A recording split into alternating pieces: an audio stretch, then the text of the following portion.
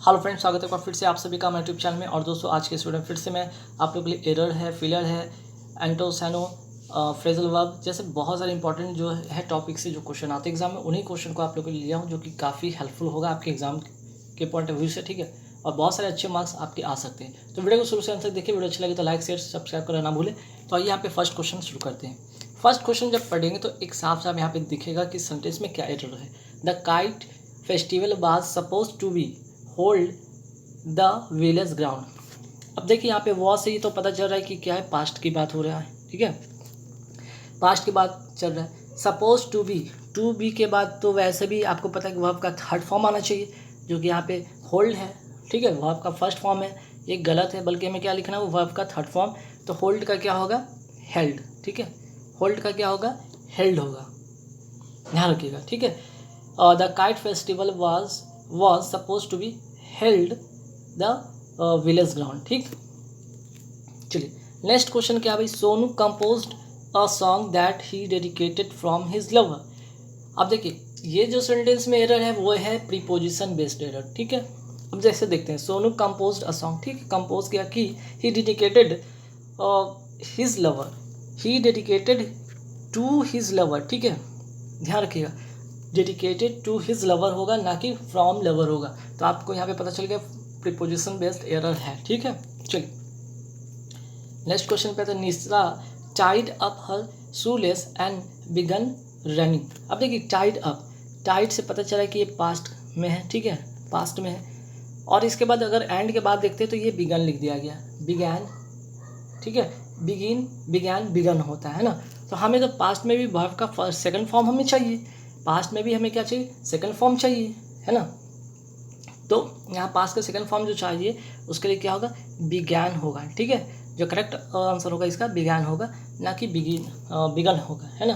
चलिए next question पे आते हैं। द नंबर ऑफ एलिफेंट्स, ठीक है, the number of elephants in Kerala have been dwindling। अब देखिए द नंबर ऑफ के बाद, द नंबर ऑफ के बाद जो होता है वर्ब क्या होगा आपका, ध्यान रखिएगा, ये इंपॉर्टेंट है। द नंबर ऑफ के बाद वर्ब होगा जो होगा आपका सिंगुलर में होगा, है ना। तो यहाँ पे क्या करेंगे आप, यहाँ पे हैव को हटाएंगे और हैज़ करेंगे।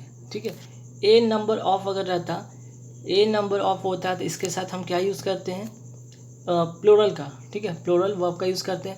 लेकिन द नंबर ऑफ के साथ क्या यूज़ होता है, सिंगुलर वर्ब का यूज़ होता है ना, सिंगुलर वर्ब का यूज़ होता है। चलिए नेक्स्ट क्वेश्चन पे आते हैं। यहाँ पे सिनोनिम है। ठीक है, सिनोनिम है यहाँ पे, इसको बताना है। जैसे ट्रिब्यूनल का क्या होगा, ट्रिब्यूनल का जो होगा, यहाँ पे 4 ऑप्शन दिए हैं, 5 ऑप्शन दिए, जैसे फोरम हो गया, एक्ट हो गया, अमेंडमेंट हो गया, हार्ड स्ट्रेटजी हो गया, स्टेट हो गया। तो सबसे पहले ट्रिब्यूनल का मतलब समझिए कि होता क्या। ट्रिब्यूनल का मतलब आप कह सकते हैं अदालत, कह सकते हैं अदालत, या न्यायाधिकरण। ठीक है, न्यायाधिकरण इसे कहेंगे। अगर इंग्लिश में अगर हम बात करते हैं तो क्या है, इसका मतलब होगा एन असेंबली। ठीक है, N assembly of person, N assembly of a person for the administration of justice, administration of justice. ठीक है, अब ट्रिब्यूनल का मतलब तो पता चल गया। तो इसका जो करेक्ट होगा साइनो वो होगा यहाँ फोरम। ठीक है, फोरम का मतलब भी लगभग सेम होता है कि meeting where ideas on a particular issue can be exchange. ठीक है, यही तो होता है ना। चलिए नेक्स्ट क्वेश्चन पे आते हैं। होलिस्टिक, होलिस्टिक का मतलब क्या होता है भाई। ठीक है, यहाँ पे होलिस्टिक का मतलब होता है समग्र, समग्र कहते हैं, या फिर कंप्लीट कहते हैं, कंप्लीट कहते हैं, या फिर आप इसको होल भी कहते हैं, WHOL होल। तो इसका जो करेक्ट आंसर यहाँ पे होगा वो क्या होगा, यहाँ पे इसका जो करेक्ट आंसर होगा वो होगा कम्प्रीहेंसिव। कम्प्रीहेंसिव का मतलब ये होता है ये समग्र या कंप्लीट या होल। क्लियर। चलिए नेक्स्ट क्वेश्चन पे आते हैं। गिमिक, गिमिक है क्या भाई, एक ट्रिक है। गिमिक है क्या, ये एक यहाँ पे कह सकते हैं ट्रिक है ना। तो गिमिक का मतलब तो ट्रिक हो गया, बात समझ में आया, है ना। तो गिमिक का मतलब कि कोई ट्रिक है। अब कहने का मतलब क्या, टू ट्रिक किस लिए, टू अट्रैक्ट अटेंशन। ठीक है, ट्रिक किसके लिए, तो टू अट्रैक्ट अटेंशन, है ना, ध्यान आकर्षित करने के लिए। किसके लिए भाई, तो पब्लिसिटी के लिए, टू अट्रैक्ट अटेंशन, पब्लिसिटी, ठीक है। तो इस सेंस में तो एक ट्रिक जो होता है वो वास्तविक नहीं होता है, ध्यान रखिए। जो गिमिक करते, कोई ट्रिक करते टू अट्रैक्ट अटेंशन या पब्लिसिटी के लिए, तो उसमें कोई रियलिटी नहीं होता है। तो इसका अपोजिट क्या होगा? रियलिटी, ठीक है, रियलिटी है ना। चलिए नेक्स्ट क्वेश्चन पे आते हैं। नेक्स्ट क्वेश्चन क्या है यहाँ पे? Sentence improvement. तो देखिए नेक्स्ट जो क्वेश्चन है सेंटेंस इंप्रूवमेंट में, आपको यहाँ पे पता चला कि she was too weekend to work. क्या यहाँ पे एरर है? तो ध्यान रखिएगा, जो टू है, ठीक है, ये TW2 है, ऑलवेज बिफोर पॉजिटिव डिग्री, है ना। ये हमेशा क्या आता है? ऑलवेज बिफोर पॉजिटिव डिग्री, ठीक है। पॉजिटिव डिग्री मीन्स कि पॉजिटिव डिग्री से पहले ये हमेशा ये आता है। तो यहाँ पे देख रहे हैं कि वीकेंड क्या है, यहाँ पे आप वीकेंड की जगह पे आप क्या करेंगे? वीक का यूज़ करेंगे, ठीक है, WEAC, वीक करेंगे, है ना, सॉरी WEAK वीक, है ना। तो she was too weak to walk, मतलब कि क्या मतलब हुआ इसका? मतलब वो इतना कमज़ोर है कि चल नहीं सकती, है ना, चल नहीं सकती थी, वो इतना कमज़ोर थी चल नहीं सकती थी, ठीक है। तो यहाँ टू का कॉम्बिनेशन वाला है, तो टू के बाद जो होगा वो पॉजिटिव डिग्री में होगा, है ना। चलिए नेक्स्ट क्वेश्चन पे आते हैं। नेक्स्ट क्वेश्चन क्या है? One should take care of one health, ठीक है, one should take care of his health लिखा हुआ है। अब यहाँ पे हिज हेल्थ के जहाँ पे क्या इंप्रूव करेंगे तो सही होगा? ना देयर हेल्थ होगा, ना हर हेल्थ होगा, ना ही द हेल्थ होगा, क्योंकि वन का जो प्रोनाउन होता है वो वंस होता है, ठीक है। वन का प्रोनाउंस क्या होता है? वंस होता है, करेक्ट होगा ए नंबर ऑप्शन, ठीक है। चलिए नेक्स्ट क्वेश्चन में आते हैं। ए बुक्स आर नॉट अवेलेबल। देखिए ए के साथ तो बुक्स होगा नहीं, ठीक है, ए के साथ तो कभी बुक्स होगा नहीं। क्यों? क्योंकि ए और एन क्या है? ये प्लूरल नाउन के साथ तो यूज़ होता ही नहीं ना, प्लूरल नाउन के साथ ये यूज़ होता ही नहीं है, ना ही ए ना ही एन। तो चलिए ये तो बात समझ में आया कि अब तो समझ में आया कि भाई ए और एन के साथ तो ये प्लूरल का यूज़ होता नहीं है, ठीक है। तो क्या होना चाहिए? अच्छा यहाँ की अगर बात करते हैं ए बुक्स आर नॉट अवेलेबल के जहाँ पे ए बुक्स आर के बाद क्या लिखेंगे? एन बुक आर, तो ये भी नहीं होना चाहिए। सम बुक इज़ हो सकता है, एन बुक इज़, ठीक है, तो ठीक है एन बुक इज़ हो सकता है ना। लेकिन यहाँ पे बात हो रही है, यहाँ पे जो हम बात करेंगे वो करेंगे एक डिटरमाइनर का यूज़ करेंगे, है ना, एक डिटरमाइनर का यूज़ करेंगे, क्योंकि यहाँ पे बुक है, ठीक है, बुक्स की बात हो रही है। तो ध्यान रखिए बुक्स की बात हो रही है यहाँ पे, तो ध्यान रखिए ये क्या होगा? तो यहाँ पे आप एक जगह पे आप क्या कर सकते हैं? सम लगा सकते हैं, है ना, सम बुक्स कर सकते हैं, ठीक है, सम बुक्स आर। देखिए एक तो बुक्स है, ठीक है, बुक्स है, बहुत सारे बुक्स है, बुक्स के लिए आर तो सही है, ठीक है, यहाँ पे बुक्स के लिए यूज़ सही था, लेकिन सम बुक्स की बात हो रही है, यहाँ पे ऑलरेडी यहाँ पे बुक्स लिखा हुआ है, इसलिए हम ये वाला यूज़ करेंगे। अब इसके पहले ए लगाएं कि क्या लगाएं? सम लगाएं, तो हम क्या लगाएंगे? सम लगाएंगे। Some books are not available, क्योंकि यहाँ पे सम को क्या रिप्रेजेंट कर रहा है? यहाँ पे एक डिटरमाइनर रिप्रेजेंट कर रहा है ना, जो कि एक एडजेक्टिव के तरह ट्रीट होता है ना, ध्यान रखिएगा ये चीज़। और हाँ एक चीज़ और ध्यान रखिएगा, ये जो सम है ना, ये सम ऐसे भी क्या है? ये प्लूरल है, ठीक है, सम क्या है? एक प्लूरल होता है, ठीक है, बोथ मेनी सम फ्यू क्या है? प्लूरल है। तो ऐसे भी सम जो प्लूरल है, प्लूरल के साथ तो प्लूरल वर्ब ही लगेंगे ना, तो इस तो ऐसे भी नहीं होता सम के साथ, इस तो कभी नहीं होता, तो सम के साथ जो हमेशा होता है प्लूरल होता है, तो ये वाला आंसर करेक्ट होगा। चलिए नेक्स्ट क्वेश्चन है 10 years are a long period of time. 10 years are is long period of time की जहाँ पे क्या हम करेंगे? यहाँ पे 10 years जब हो, ध्यान रखिएगा 10 years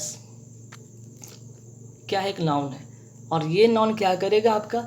जब ये क्या करेगा? डिनोट करेगा किसको? टाइम को डिनोट करे, ठीक है, क्वांटिटी को डिनोट करे, अमाउंट को डिनोट करे, या डिस्टेंस को डिनोट करे, है ना। तब वर्ब जो होगा हमेशा क्या होगा? सिंगुलर फॉर्म में होगा। वर्ब क्या होगा? हमेशा सिंगुलर फॉर्म में होगा। तो 10 years के साथ यहाँ पे क्या होगा? आर नहीं होगा, बल्कि इज़ यहाँ पे करेक्ट आंसर होगा, मीन्स कि 10 years इज़ होगा, है ना। तो 10 years is a number option इसका करेक्ट आंसर होगा। नेक्स्ट क्वेश्चन आते हैं माई टीथ इज़ डर्टी। देखिए टूथ जो होता है सिंगुलर होता है, और इसका प्लूरल होता है टीथ। ये सिंगुलर होता है और ये प्लूरल होता है। तो प्लोरल के साथ आपको पता है कि तीत के साथ तो हमेशा प्लोरल होगा, तो तीत में एस लगा किसी को प्लोरल बुलाएंगे गलत हो जाएगा ना, ऑलरेडी प्लोरल है। तीस के साथ फिर से मैंने बताया कि तीत ऑलरेडी प्लोरल है, एस क्यों लगाएंगे, और तीत आर है ना, तो तीत आर हो सकता है यहाँ पे, ठीक है, तीत आर होगा करेक्ट इसका आंसर। माई तीथ आर डर्टी, हालांकि दोनों ऑप्शन में एक ही जैसा लिख दिया गया है, प्रिंट अलग हो गया है, कोई बात नहीं, लेकिन ध्यान रखिएगा, चीज़ें समझिएगा कि तीथ क्या है, एक प्लोरल है, प्लोरल के साथ हमेशा प्लोरल वर्ब का यूज़ होता है ना, प्लोरल वर्ब का यूज़ होता है। ठीक, चलिए अब नेक्स्ट क्वेश्चन पे आता है fill in the blanks. Fill in the blanks में क्या, it is dash that he will come back. अब देखिए यहाँ पे क्या होगा भाई, यहाँ पे आपको कॉमन सेंस और यहाँ पे वर्ड पावर का यहाँ पे यूज़ ज़रूरी होगा। जैसे देखते हैं, इट इज़ यहाँ आने की बात हुई, ही विल कम बैक, वो इट इज़ प्रोबेबल, ये संभावना है ना, प्रोबेबल क्या है, प्रेडिक्टेबल है, संभावना कि वो वापस आएगा, लेकिन रेक्ट नहीं होगा। ठीक है, रेक्ट का मतलब होता क्या है, रेक्ट का मतलब तो डैमेज होता है ना, डैमेज होता है। प्रिंसिपल का मतलब आप सभी को पता है कि प्रधान होता है, मुख्य होता है, मेन होता है ना। और एम्फेसिस का मतलब पता है कि स्ट्रेस होता है, स्ट्रेस कर सकते हैं या हाईलाइट कर सकते हैं, हाईलाइट। ठीक है, तो ये तीनों तो होगा नहीं, जो करेक्ट आंसर होगा वो होगा ए नंबर ऑप्शन। ठीक है, चलिए, आई was hopeful dash her success.